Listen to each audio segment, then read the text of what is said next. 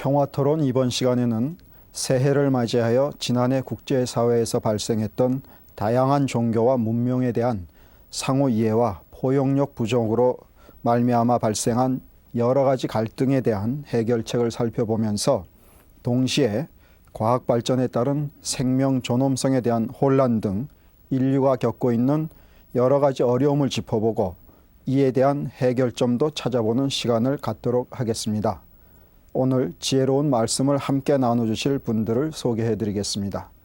먼저 대한불교 조계종 수원 공소사 주지이신 청하 스님 나오셨습니다. 안녕하십니까? 안녕하세요. 또 한 분은 한국천주교 주교회의 교회 일치와 종교간 대화위원회 총무이신 홍창진 신부님이십니다. 신부님 안녕하십니까? 안녕하십니까? 그리고 저는 오늘 사회를 맡게 된 가톨릭대학교 종교학과의 박일영 교수입니다. 임원년 새해를 맞이하여 여러분 모두 건강하시고 원하시는 모든 일들이 원만히 이루어지길 바랍니다.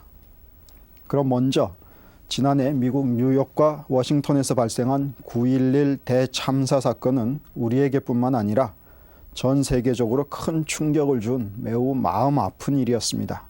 사람들은 이 사건을 단순한 테러로 보기도 하고 혹은 이슬람 문명과 기독교 문명 간의 충돌로 보기도 합니다. 스님께서는 이 사건의 본질을 어떻게 보십니까?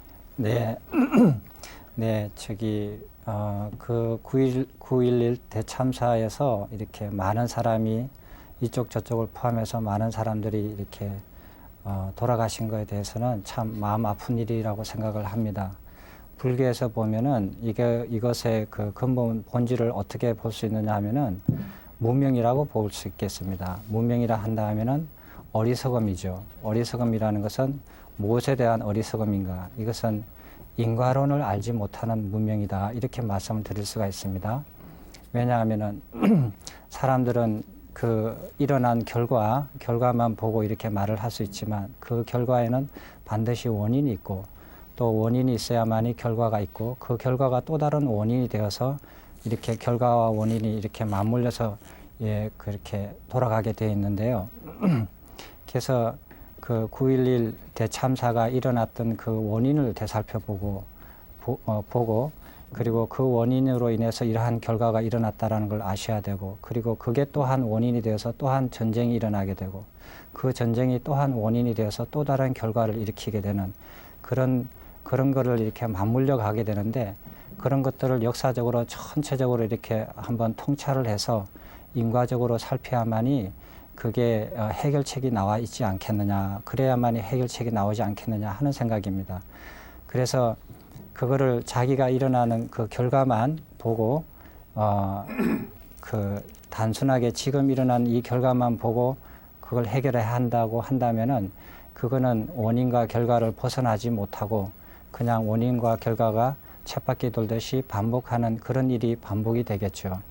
그래서 예수님께서도 말씀하셨듯이 왼쪽 밤을 때리면 오른쪽 밤을 내놓아라 하듯이 그렇게 해야만 그거는 인과가 끊기는 그러한 인과가 끊어지는 녹아가는 그런 시작이 되겠죠. 그래서 그런 어떤 지혜의 말씀은 도처에 있는데 그거를 실천하는 사람들이 문제라고 생각이 듭니다. 네, 감사합니다. 신부님께서는 어떻게 생각하십니까?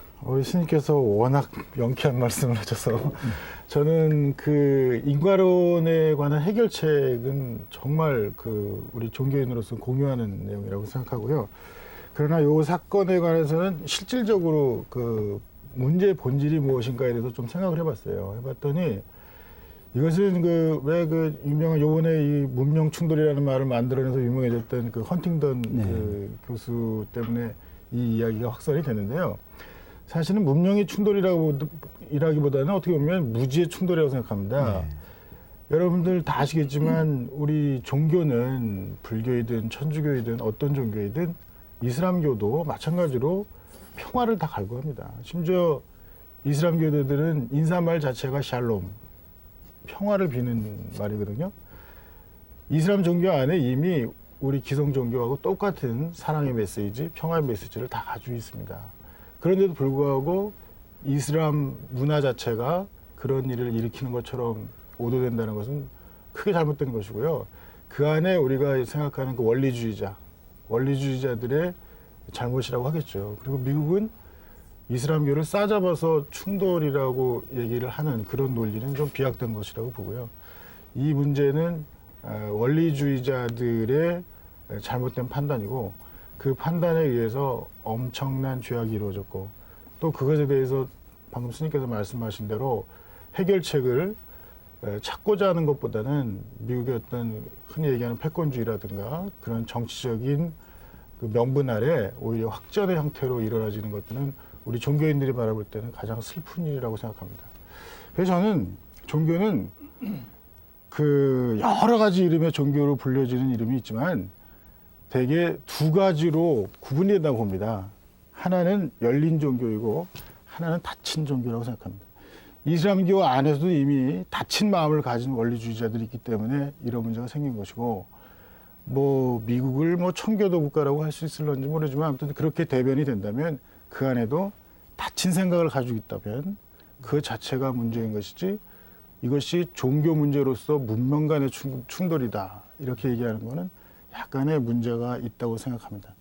그래서 뭐 다음 뭐 얘기를 진행하면서 해결책 같은 경우도 더 구체적으로 얘기를 할 수 있겠지만 일단 저는 이번 사건의 본질을 그 문명의 충돌이라기보다는 무지의 충돌이라는 그런 차원에서 보고 싶습니다. 네.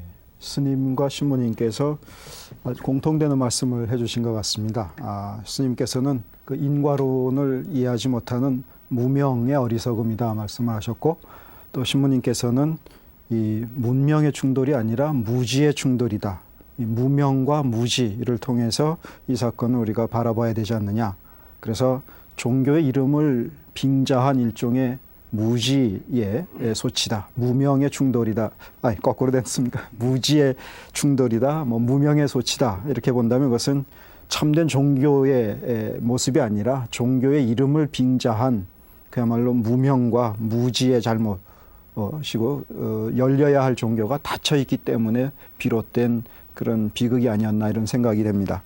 그러면 이 사건이 일어난 지 한 달 뒤에 미국의 그 아프가니스탄 폭격으로 시작된 그 전쟁으로 해서 아프가니스탄의 많은 그 무고한 민간인들 그리고 많은 어린이들이 돌이킬 수 없는 피해를 입었고 도시와 시골 모든 주거지가 대부분 그 파괴됐다고 합니다.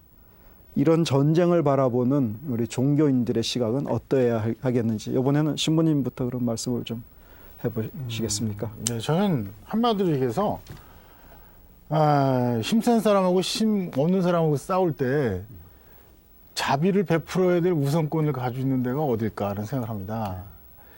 그 미국의 참사를 두고 정말 그것이 얼마나 부도덕하고 잘못된 것인가에 대해서는 이미 우리 카톨릭 주교단뿐 아니라 교황님 그리고 모든 종교계에서 그 부도덕성을 고발한 바 있습니다. 그러나 그런 발표문 뒤에 항상 덧붙여 있었던 것은 그러나 이것이 재보복이 되어서는 안 된다는 그런 성명들이 각 종교계에서 이미 다 나온 바 있습니다. 그것은 다른 것을 표현하는 것이 아니라 그 조금 전에 스님께서 말씀하셨지만 인과론의 문제에서도 그렇고 그 인과론의 그 고리를 악순환의 고리를 끊을 수 있는 그 권리를 가지고 있고 또 힘도 가지고 있는 것은 미국이라고 생각합니다. 미국은 그 정말 이렇게 그 전쟁을 통해서 이거는 어떻게 보면 그 허락받은 테러처럼 그 뭐 오히려 미국에서 참사는 모르는 순간에 당했지만 이것은 한 달 전부터 예고하고 공포 속에서 당하는 테러라고 볼 수 있다면 미국이 힘이 있고 또 그리스도교 신자가 그렇게 많이 산다면 종교적 색채를 많이 가지고 있는 국가라면 정말 열린 종교인의 자세로서 그 악순환을 끊겠다는 그런 의지를 갖는 것이 더욱 중요한 판단이 아닌가 그런 생각을 합니다. 스님께서도 말씀해 주시죠. 좋은 말씀 신부님 감사합니다.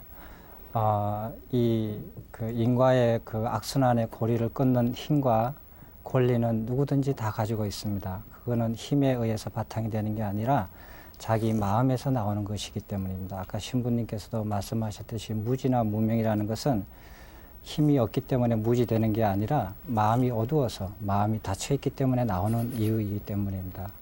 이 문제도 아까 문제와 같이 똑같이 저는 그 근본 본질을 문명으로 봅니다. 그러나 여기에 대해서는 어떤 문명이 또 하나 더 추가될 것이냐 하면은 윤회론에 대해서 알지 못하는 그러한 문명이 있기 때문입니다. 이건 무슨 소리냐? 사람이 이 세상에 태어나서 이 세상만 살다가 가는 거라면은 그렇게 할 수도 있겠죠. 그러나 사람이 이렇게 윤회라는 것은 자기 생각을 벗어나지 못하고 사는 그 자체가 윤회라고 해요. 그러면은 무슨 소리냐면은 불자는 불자라는 생각을 벗어나지 못하고 기독교인은 기독교인이라는 생각을 벗어나지 못해서 자기가 살아있을 때 자기 생각을 벗어나지 못한다면 죽어서도 그 생각을 벗어나지 못하게 되어 있습니다. 그래서 사람이 살다가 자기 생각에 따라서 다시 생을 태어나게 된다면은 그러면은 어떻게 아느냐 이거예요. 제가 미국 사람인데 죽어서 이슬람 국가에서 태어날지, 이슬람 국가의 사람이 죽어서 미국에 태어날지, 한국 사람이 죽어서 일본에 태어날지, 일본 사람이 죽어서 한국에 태어날지 어떻게 압니까? 그게 내 모습이에요. 만약에 어떤 미국 병사가 거기 가서 폭격을 했는데 거기에 있는 그 아프가니스탄에 있는 그 노인이 자기 전생의 자식이 될 수가 있고 그 어린애가 자기의 증손자가 될 수가 있습니다. 그렇게 보신다면 이러한 윤회를 모르신다면은 그런 무지가 지금 이 생만 있다라고 알게 되는 그런 무지로서 그렇게 남을 볼 때 나의 모습으로 진정하게 볼 수가 없는 거죠. 그러나 이거를 이러한 것을 아시게 된다면은 모든 인종이나 종교의 갈등을 벗어나서 그게 다 내 모습으로 되게 돼 있습니다. 제가 다음 생에 신부님으로 태어날지, 신부님이 다음 생에 스님으로 태어날지 이거는 아무도 모르죠. 그러니까 서로 미워할 수가 없는 겁니다. 왜? 근본적으로 그게 곧 나의 모습이기 때문에 그렇다고 생각이 듭니다. 네, 신부님께서는 그 자비의 우선권을 말씀을 하시면서 힘을 가진 사람, 권력을 가진 사람이 먼저 나서서 문제를 해결해야 된다라는 말씀이셨고, 스님께서는 이제 그 말씀을 받으셔서 그것은 그런 마음을 갖게 되는 것이 중요한데, 그것은 이제 불교 교리적으로 보면은 윤회에 대한 것을 잘 알아들으면 되겠다. 인간의 유한한 현재 조건을 벗어나겠다는 그런 마음, 그 마음에서부터 비롯되는 것이다라는 그 말씀을 해주신 것으로 이해가 됩니다. 그러면 그 미국과 영국을 중심으로 한 그 다국적군과 아프가니스탄의 전쟁은 이제 마무리 단계에 접어들었는데 이 전쟁이 어떻게 또 확전될지 모르는 상황에서 이스라엘과 팔레스타인 사이에 그 계속되는 유혈 사태라든가 인도네시아에서의 종교적인 갈등, 또 세계 도처에서 종교 간 갈등으로 인한 그 분쟁이 자주 발생하고 있습니다. 이 종교 간의 화해와 협력의 가능성은 없는 것인지 여쭙고 싶습니다. 예, 이건 이 문제를 이렇게 해결하기 위해서 먼저 종교 간의 이렇게 화해와 갈등이 어떤 역사가 있었는지 한번 이렇게 되새겨 볼 필요가 있습니다. 종교 간에 이렇게 그 갈등이 있었던 거는 지금 아프가니스탄하고 미국하고 전쟁도 있었지만은 그 이전에는 2차 대전이 있습니다. 2차 대전이 원인이 어떻게 됐든지 간에 결과적으로 본다면은 기독교인들이 전쟁을 일으킨 사람과 전쟁을 이긴 사람, 그 할 것 없이 기독교인들이 많은 유대인들을 죽였습니다. 그리고 유대인들을 기독교 국가에 있는 모든 유대인들을 이슬람 나라 옆에다가 나라를 만들어 줬어요. 그리고 그렇게 해서 그 이슬람과 유대교 사이에 갈등이 지금 많이 일어나는 것은 그런 원인이 있지요. 그리고 그걸 또 역사적으로 더 거슬러 간다면은 예를 들어서 포르투갈이나 스페인 같은 나라들이 많은 해군력을 동원해가지고 중남미를 완전히 그냥 종교의 이름으로 이렇게 멸망을 시킨 예도 있습니다. 그리고 더 나아간다면은 종교의 이름으로 행하였던 100년 십자군 전쟁도 있습니다. 이런 종교 간의 갈등을 본다면은 어떻게 본다면 이 종교 간의 갈등에서 불교는 중립적인 위치라고 볼 수가 있습니다. 왜냐하면은 불교는 종교의 이름으로 전쟁을 일으킨 예가 역사상으로 찾아보기가 매우 어렵기 때문에 그렇습니다. 제가 알고 있는 한요. 그래서 이러한 종교적인 갈등을 해소시키기 위한 최초의 노력은 2차 대전이 끝나고 난 다음에 유대인들과 유대교와 기독교 간에 있었던 인터페이스 어소시에이션이라는 그게 최초로 이렇게 마련이 돼서 그 이후로 다른 종교들도 이렇게 포함이 되어 가면서 많은 이 종교 간의 대화를 해 나가고 있는 실정입니다. 이것의 근본 원인, 이것을 이 종교적으로 쭉 보신다면은 역사를 보신다면 이것을 해결할 수 있는 방법은 불교에서 이렇게 가르치고 있습니다. 분별심을 없애야 된다. 그러면은 이 세상의 모든 분별을 하는 것은 네 가지가 있다. 그렇게 가르칩니다. 하나는 아상이라. 이거는 뭐냐 하면은 나와 남을 구별 짓는 분별입니다. 그리고 인상이라고 합니다. 인간과 동물과 식물을 구별 짓는 마음입니다. 인간이 더 우수하다, 동물보다 더 우월하다 하는 그런 분별 짓는 마음을 인상이라고 합니다. 그리고 중생상이라고 하는 게 있습니다. 이것은 무엇이냐 하면은 어리석은 사람과 신성한 사람들 혹은 신성과 인성을 구별 짓는 그런 마음입니다. 그리고 나머지 네 번째는 수자상이라고 하는데 이것은 생명을 가진 것과 생명을 가지지 않는 것과 구별해서 차별 짓는 마음입니다. 이러한 네 가지 차별 짓는 마음을 모조리 없애버린다면은 그렇다면은 종교 간의 차이가 없게 되죠. 그리고 내 종교가 제일 우수하다라는 것은 결국은 아상에 속하는 거라고 생각이 듭니다. 그래서 모든 분별하는 마음을 쉬게 되고 그걸 없애간다면은 화해는 저절로 일어나리라고 믿어집니다. 네, 스님께서는 그러니까 그 편가르기를 하지 말아야 되겠다. 이 어떤 그 차별짓는 마음을 없애야 되겠다 하는 취지에서 종교 이름으로 행해졌던 많은 전쟁들, 그런 참상들에 대한 해결책을 제시해 주셨습니다. 신부님께서는 어떻게 생각하십니까? 이런 사태 즈음에서 종교 간 협력으로 이루어낼 수 있는 것이 무엇인가에 대한 것이 지금 핵심인 것 같은데요. 저는 조금 전에 그 종교는 여러 이름으로 있지만 결국은 두 가지다. 닫혔느냐 열렸느냐 이렇게 말씀드렸는데 요 문제하고 관련돼서는 종교를 또 두 가지로 다시 분류한다면 참 종교가 있고 종교의 이름을 가장한 종교의 허구를 쓰고 있지만 그렇게 거짓 종교로 이루어지는 그런 그 일련의 집단이 있는 것은 아닌가 그런 생각을 합니다.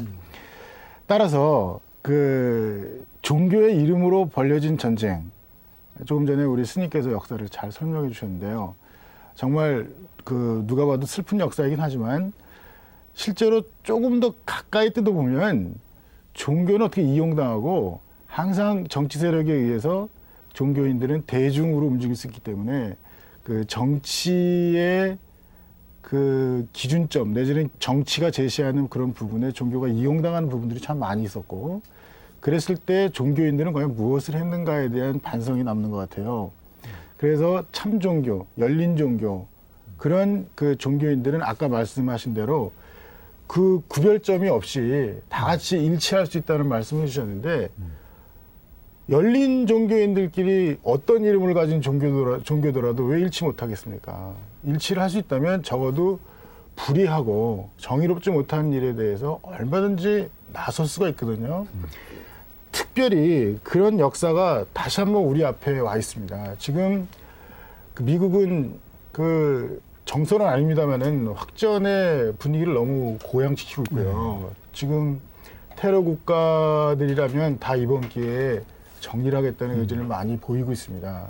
소말리아, 예멘, 들리는 말에 의하면 북한까지도 지금 다 그런 얘기를 하고 있는데 그렇다면 적어도 한국 종교인들이 지금 이 역사의 순간 앞에 책임이 없는 것이 아닙니다. 따라서 그 오늘 이 자리에서 스님하고 저하고 이렇게 같이 이야기할 수 있는 그런 그 기회도 상당히 중요한 그 상황이라고 봅니다. 그래서 저희 나라 종교의 그리스도교하고 그 우리 불교하고만 합치면 엄청난 큰 인원이거든요. 그래서 우리 성직자들이 특별히 한반도에 미국이 다시 한번 여기다가 무슨 전쟁을 일으킨다거나 뭐 이거는 뭐 아직 뭐 두드러진 건 없습니다만은 만일의 경우에라도 그런 조짐부터라도 저희들이 일단 그 소홀하거나 혹은 소극적인 태도를 보여서는 안 된다고 봅니다. 이제는 종교인들도 같이 연합하고 연대해서 그런 일들을 사전에 오히려 우리 종교인들이 지난번에 그 강원님 목사님하고 식사를 하는 길에도 그런 얘기를 했습니다만은 종교인들이 대표격이 되는 지도자들이 정말 100명이든 200명이든 모여서 성명서를 내고 그것을 미국에도 보내고 그렇게 한다면 미리부터 영향력이 있을 것이라는 말씀도 하시는데 그런데 말해서 저희 종교인들은 그런 일을 구체적으로 행하는 데 있어서는 좀 약간 한 발짝 뒤로 물러서는 경향을 좀 많이 보는데요. 저는 근본적으로 저희 종교인들도 이런 현실적인 문제에서는 과거의 역사를 다시 한번 과오를 또 한 번 범하지 않으려면 종교인들도 이제는 같이 열린 마음을 가지고 연대해서 구체적인 행동도 해야 한다는 그런 생각을 합니다. 최근에 생명과학의 발달로 양과 소 등 동물에 대한 복제가 성공했고 지난해에는 미국에서 인간 배아 복제에 성공했다는 발표가 있었습니다. 이런 추세로 본다면 멀지 않은 미래에 인간 생명의 복제도 가능하다는 관측이 나오고 있는데요. 이에 대해 사회 일부에서는 심각하게 우려하기도 합니다. 생명공학의 발달로 인해 오히려 위협받고 있는 인간 생명의 존엄성 어떻게 보십니까? 네, 몇 년 전에 이렇게 양으로 시작해서 동물의 생명들이 복제가 되었습니다. 성공이 되었습니다. 그리고 이제 그 실험이 인간으로까지 이렇게 이어지는데 기술상으로 본다면은 그거는 인간도 성공된다라고 봐지죠. 단지 이제 사람들의 합의가 이끌어진다면은 그거는 기술상으로는 어려움이 없다고 봅니다. 그런데 우리가 이 문제를 토론하기 전에 그러면 왜 서양의 과학자들이 이런 실험을 하는가 하는 것을 이해를 먼저 하셔야 되겠습니다. 왜 그러면 서양의 과학자들이 이 생명들을 이렇게 복제를 하려고 하는가 하는 거는 이거는 결국은 과학자들이 진리를 탐구해 가는 그 과정에서 빠뜨릴 수 없는 것이기 때문입니다. 왜냐하면은 내가 누구인가, 내 자신이 누구인가 이런 것을 알아가는 그 과정에서 빠뜨릴 수 없는 건데 그렇다면은 그건 무슨 소리냐 하면은 서양에서 사람을 이해를 하는데 의학적으로 보면은 기계론적으로 인간을 바라봅니다. 의학적으로요. 그러니까 부분적으로 기능을 가진 것들이 함께 모아서 하나의 생명 형상을 이룬다 이렇게 이해를 하고 있고 그리고 그 신체의 각 부분들은 각기 자기의 기능들이 따로 주어져 있다라고 생각을 합니다. 그 중에서 생식세포는 생식을 하는 전문적인 기관으로 받아들여지고요. 예를 들어서 눈이라 그러면은 보는 기능을 가지고 있다는 그런 부분으로 받아들여지죠. 그렇다면은 이 과학자들이 하건대 그러면은 만약에 몸의 손가락 끝에 있는 체세포를 하나 끄집어내서 이거를 만약에 생식세포에 넣어가지고 실험을 하면은 손이 나올까? 손목까지 나올까? 아니면 팔목까지 나올까? 아니면 어깨 축지까지 나올까? 하는 의문이 생깁니다. 그 이해에 따르면은. 그래서 한번 해봤어요. 해봤더니 웬걸? 사람 전체가 나오게 되는 겁니다. 쉽게 얘기를 하면요.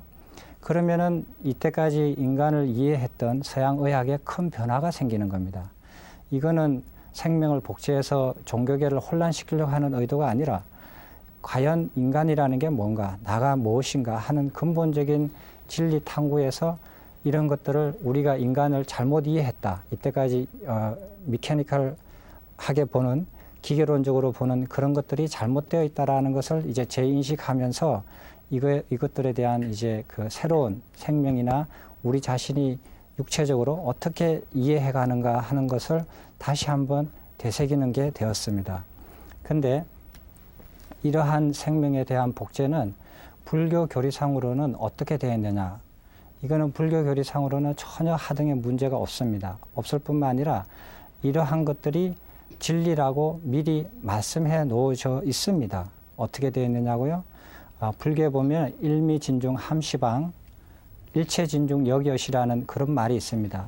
꼭 이 문구뿐만 아니라 군데군데 이러한 원리들이 이렇게 숨겨져 있는데 이게 무슨 해석을 하면은 무슨 뜻이냐 하면은 하나의 티끌 안에 온 우주가 들어있고 이 우주 안에 모든 티끌 또한 그러하니라 이렇게 되어 있습니다. 이러한 글들이 한 군데만 있는 게 아니라 여러 군데 이렇게 나와 있습니다. 그걸 우리 인간한테 적용을 시키면 어떻게 되느냐. 하나의 체세포 안에 인간 생명의 전체의 정보가 다 들어있느니라. 그런데 모든 체세포가 공이 그러하느니라. 이러한 말하고 똑같습니다. 그게 현실로서 진리로서 지금 실험이 돼서 그게 입증이 되어 있고, 그렇다면 인간만 그러는가? 그렇지 않습니다. 이 우주도 그렇게 되어 있어요. 여러분 농장 밑에 있는 먼지 하나가 이 우주 안에 있는 모든 정보가 그 안에 먼지 알갱이 하나에 다 들어가 있다, 이렇게 보는 겁니다. 그리고 그 모든 먼지 또한 그러하느니라, 이런 뜻입니다. 이러한 것을 본다면은 이게 진리 자체가, 사실 자체가 그렇게 되어 있다라는 것을 우리가 아셔야 합니다.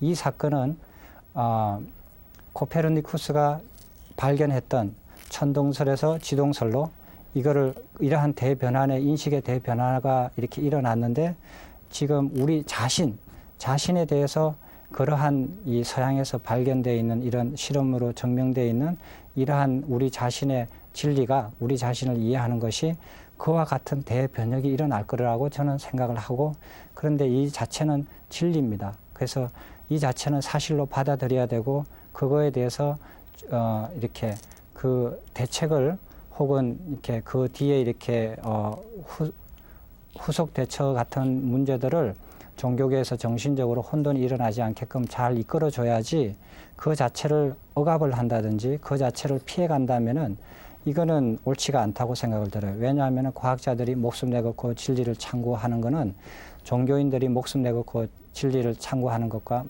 다르지가 않아요. 그러니까 과학자들은 그것을 진리를 탐구해서 그것을 밝혀내기 위해서 인생을 바치고 목숨까지 바쳐서 이렇게 해내는 겁니다.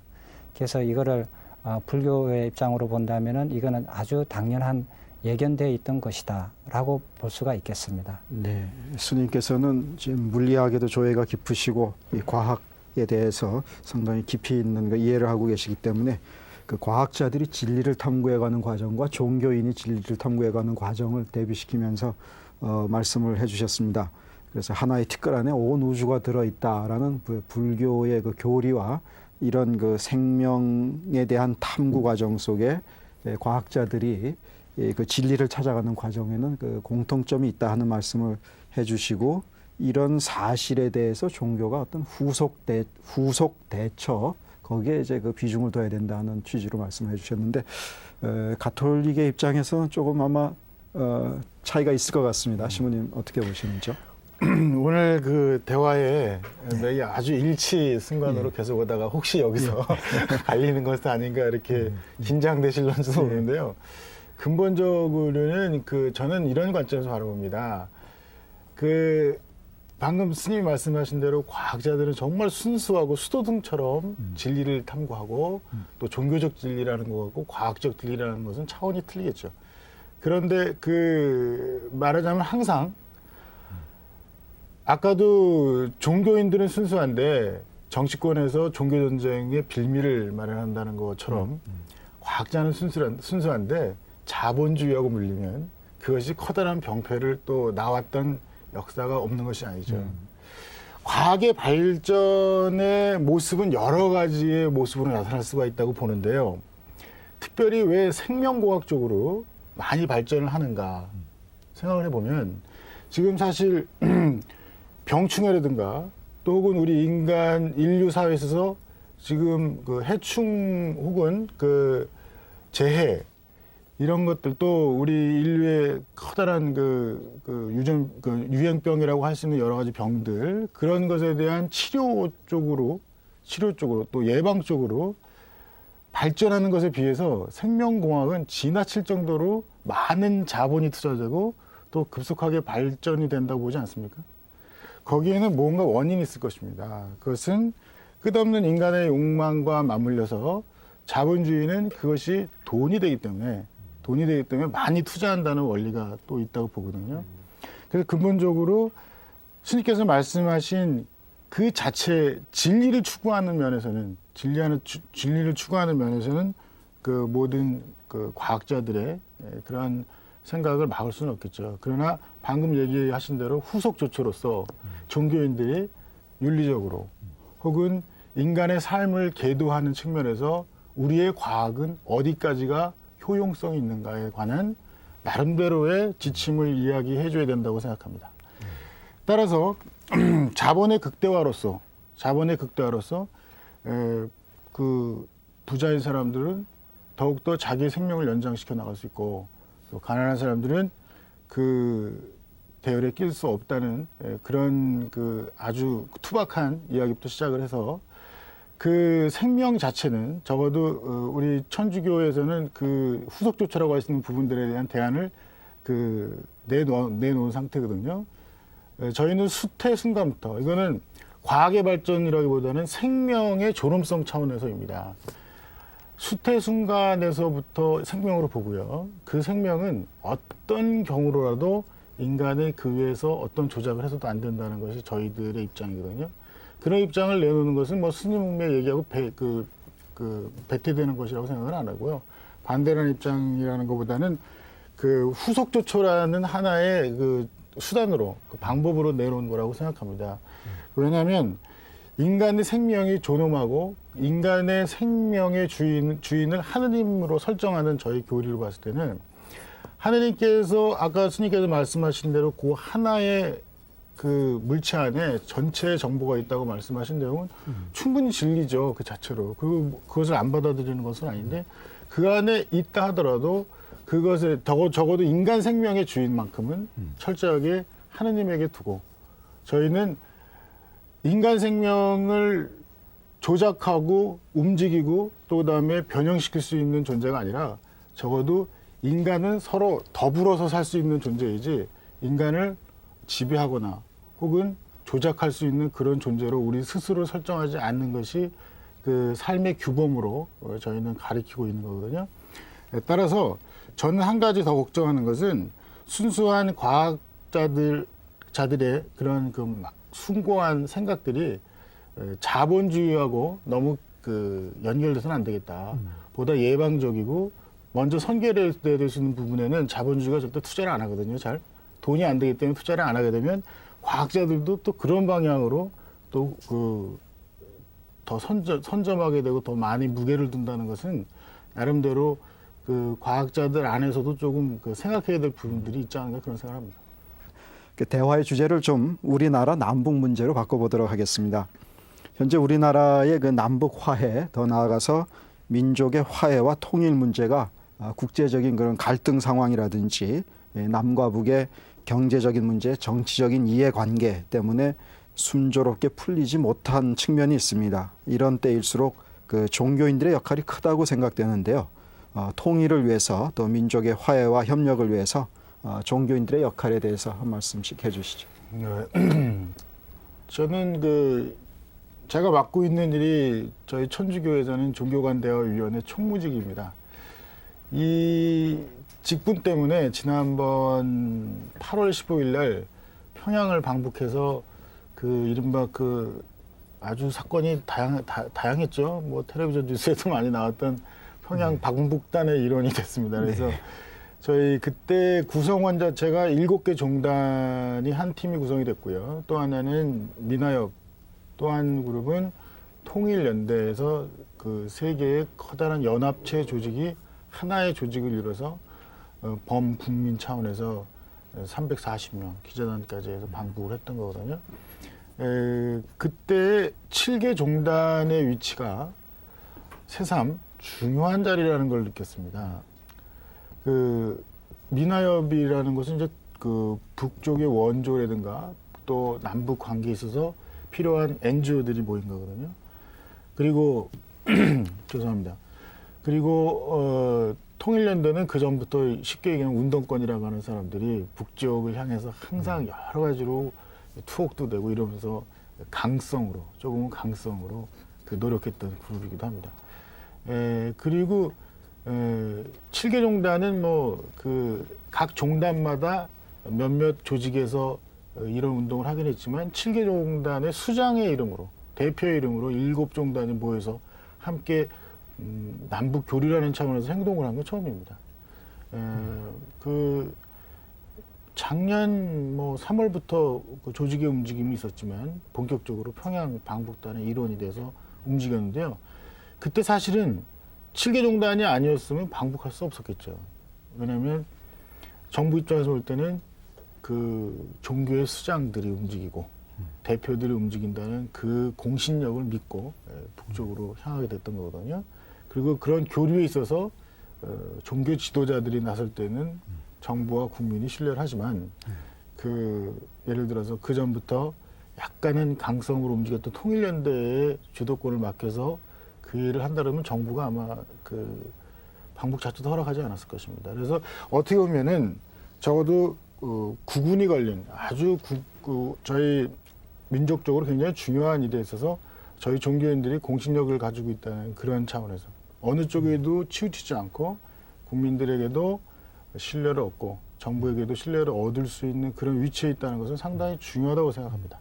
그래서 저희들이 한 종교 종단마다 한 가지 목소리를 각각 낼 것이 아니라 이런 통일 문제라든가 민족 문제에 있어서만큼은 어떤 종교도 그 생각이 틀린 것이 아니기 때문에 일치가 돼서 대국민을 향해서 이런 역할을 한다는 것은 종교적으로 종교가 이 사회에 던져주는 진리의 빛이라는 차원에서 상당히 중요한 그 역할이라고 생각합니다. 그래서 이 평양 방북단 이후에 여러 가지 그 여론을 희석시키는데도 또 종교인들이 큰 역할을 했습니다. 그래서 앞으로는 적어도 이렇게 통일 문제 하나로 오랜만이 아니라 어떻게 보면 처음으로 저희 국내에서 칠계종단의 수장들이 모인 만큼 이것을 계기로 여러 가지 사회 문제에도 함께하면서 공동의 관심사를 나눌 수 있고 국민에게 새로운 이해 지평을 열어주는 그런 역할을 했으면 참 좋겠다는 생각을 했습니다. 네, 신부님께서는 구체적으로 지난 그 작년이 되겠죠. 이제 해가 바뀌었으니까 8.15 그 칠계종단 방북에서 종교단체의 역할을 가지고 이 남북 문제, 민족의 화해 문제 종교가 얼마나 주도적으로 큰 역할을 해야 하는가 하는 점을 말씀해 주셨는데요. 스님께서는 어떻게 보시는지요? 네, 아주 이렇게 구체적으로 현실적으로 통일하는 방법은 여러 가지가 있습니다. 하나는 무력으로 하는 방법입니다. 무력으로 하는 통일 방법에 대해서 여쭙고자 한다면은 군인한테 물어야 되죠. 우리나라 삼국이 통일된 게 바로 이 방법입니다. 또 한 가지 방법은 정치적으로 통일을 하는 방법입니다. 이게 독일에서 통일을 이룬 거죠. 그건 정치인들한테 여쭤봐야 되겠죠. 그 다음에 또 한 가지는 경제적으로 통일을 하는 방법입니다. 이것은 지금 유럽 공동체 EU가 한 형태죠. 군사나 정치는 통일이 되어 있지 않지만은 경제적으로 통일이 되어 있는 상황이죠. 그렇게 경제적으로 통일을 한다면은 경제인한테 여쭤봐야 될 겁니다. 그럼 종교인한테 그러면은 어떻게 통일을 하느냐 하는 거에 대해서 여쭤본다면은 저는 이렇게 말씀드리고 싶습니다. 불교에는 흔히 누구든지 알 수 있는 말이 있습니다. 일체유심조라는 말이 있습니다. 모든 것은 다 마음이 짓느니라 이런 말씀입니다. 그래서 진정 통일을 하는 가장 최선의 방법, 가장 빨리 하고 가장 완벽한 방법은 뭐냐? 마음이 하나로 통해서 하나가 되는 것입니다. 이게 종교인들이 해야 할 일입니다. 그래서 모든 사람들이 정치인이나 군인들이나 경제인들이나 모든 종교인들이 통일 문제에 대해서 마음이 하나로 통해서 마음이 하나로 된다면은 그 통일은 굉장히 빨리 되고 그 통일이 된 이후에도 다른 문제가 없어요.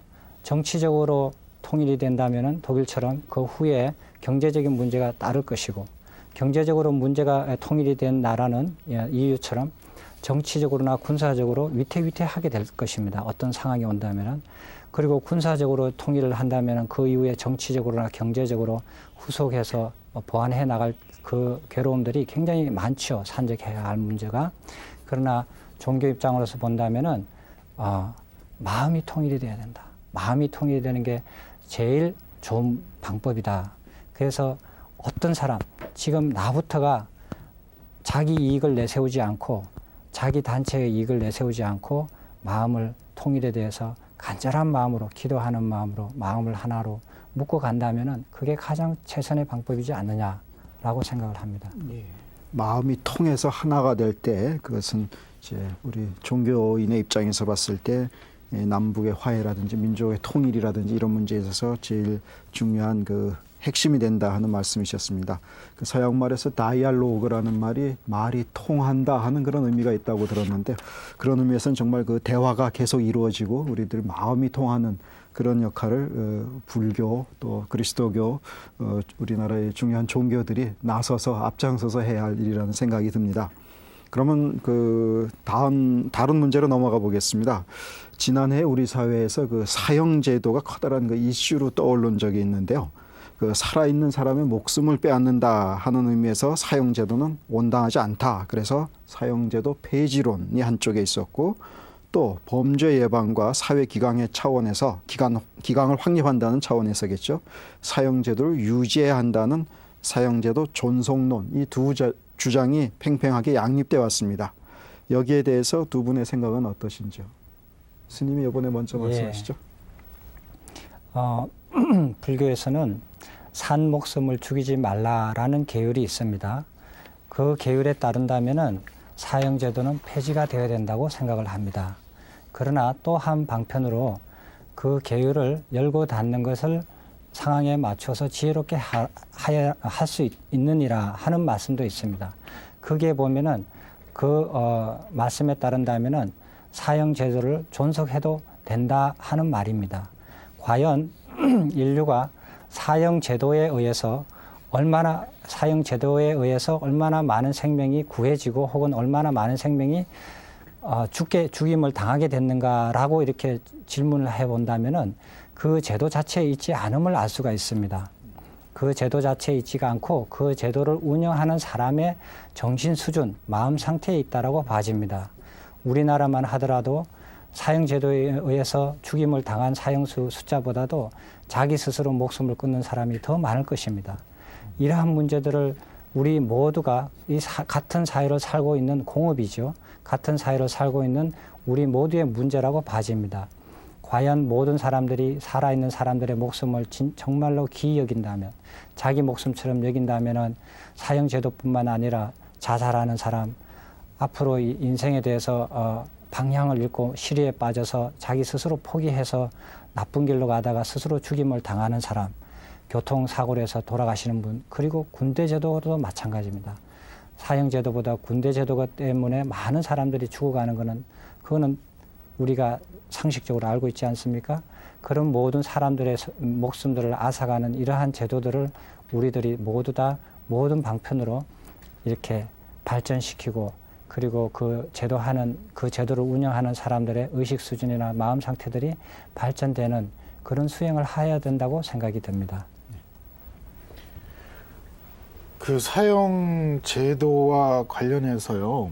그 제일 먼저 저는 생각나는 것이, 우선 천주교든 어떤 종교든 종교에서 사형 제도를 뭐 존속시켜야 된다는 것 자체는 있을 수가 없죠. 그래서 지난번에 6개 종단 다 모여서 사형 제도 폐지론을 주장을 했고, 그래서 어떤 종교든 다 일치를 보는 그 생각입니다. 근데 문제는 종교인들이 주장하는 것에 반해서 일반 백성들은 아직까지도 호응하지 않다는 그런 면이 있죠. 그래서 저는 그것이 왜 생기는가 한번 생각해 봤습니다. 결국 우리 사회에도 지금 만연되어 있는 것이 생명의 문화보다는 생명을 파괴하는 죽음의 문화가 더 많이 발전되고 있는 것은 아닌지 이런 생각합니다. 아까 자살 말씀하셨지만 저희 나라의 낙태율이라는 것은 엄청나거든요. 말하자면 낙태는 저희 천주교에서는 살인이라고 보고 있는데요. 그런 낙태율이라든가 거기에 반해서 뭐 낙태율에 비하면 사형 제도 자체는 그 무게가 어떻게 보면 더 작다고 봐야죠. 그렇게 보자면 죽음의 문화, 생명을 파괴하는 죽음의 문화가 너무 우리 사회에 만연돼 있다. 그래서 이 문제는 사형제의 옳고 그름을 얘기하는 것이 아니라 사형제도는 반드시 폐지돼야 되는 것이고요. 중요한 거는 그런데도 불구하고 사형제를 유지를 해야 된다는 의견들이 많이 나오는 것은 우리 사회 안에 너무 생명을 파괴하는 죽음의 문화가 만연돼 있다.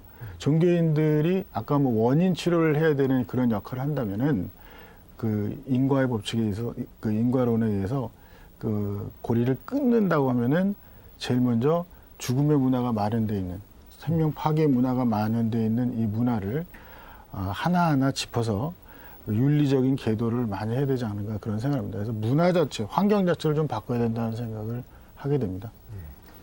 덧붙여서 말씀하고 싶은 점이 계시면 한 말씀씩 해주시면 감사하겠습니다. 네, 불교에서는 가르치시기를 내가 없는데 종교가 어디 있으며 종교가 없는데 부처가 어디 있느냐고 그렇게 말씀을 하십니다. 이 소식을 아신다면은 바로 자기 자신이 빛이요 진리요 부처일 것이고, 이 소식을 모른다면은 자기 자신이 마군이요 사탄이요 무명일 것입니다. 감사합니다. 감사합니다. 시모님께서도 한 말씀 하시죠. 네, 오늘 스님께서는 아주 그 원리적이고 아주 그 문제의 핵심을 너무 잘 지적해 주셔서 이 시간을 저는 많이 배웠습니다. 저는 마지막으로 굳이 한 말씀 드린다면, 저희들이 오늘 이렇게 유익한 이야기를 나눠도 대중들이 얼마큼 잘 들어줄까 하는 생각을 했습니다. 사실 이 사회에서 저희 종교인들이 정말 존경받고, 종교인들의 말을 일반 대중들이 그렇게 깊이 있게 받아들이는가 하는 그 생각을 해봤습니다. 개개인적으로 성직자를 존경할지 모르지만 종교사회 전체로 놓고 봤을 때는 사실 굉장히 많은 부분은 신뢰하지 않습니다. 종교 간의 갈등 서로 많고요. 그리고 종교가 자기 종교만이 우수하다고 많이 그 편견을 가지고 있고요. 그런 것들을 잘 알고 있습니다. 그리고 성직자들이 어느 누구보다도 더 훌륭한 사람의 계층이다라고는 무의식적으로 생각하지 않습니다.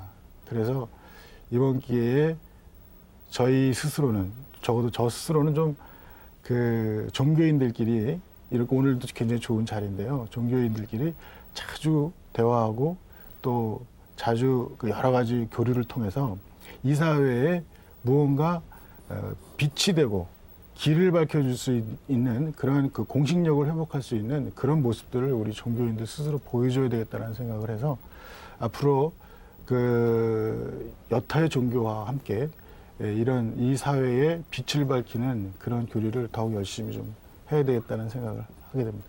네, 감사합니다. 오늘 귀한 시간에 스님과 시모님을 모시고 미국 테러 사건, 또 아프가니스탄 사태, 종교 간 갈등과 대화의 문제라든지 생명 복제, 남북 문제, 사형제도, 또 사이버 공간의 문제 등 많은 문제를 가지고 좋은 말씀을 나눴습니다. 결국 오늘 그 말씀을 정리해 보면, 우리 이웃 종교 간의 그런 대화를 통해서, 마음이 통해서 이런 모든 이 세계 지구상의 우주의 모든 문제들이 하나의 그런 관계 안에서 큰 생명이라는 측면에서 풀려가야 되겠다 하는 말씀으로 귀결되는 것 같습니다. 신년 대담에 참석해서 좋은 말씀 나눠주신 스님과 신부님 두 분께 진심으로 감사드립니다. 자, 그럼 이것으로 평화토론 오늘 이 시간 마치겠습니다. 여러분 감사합니다. 감사합니다.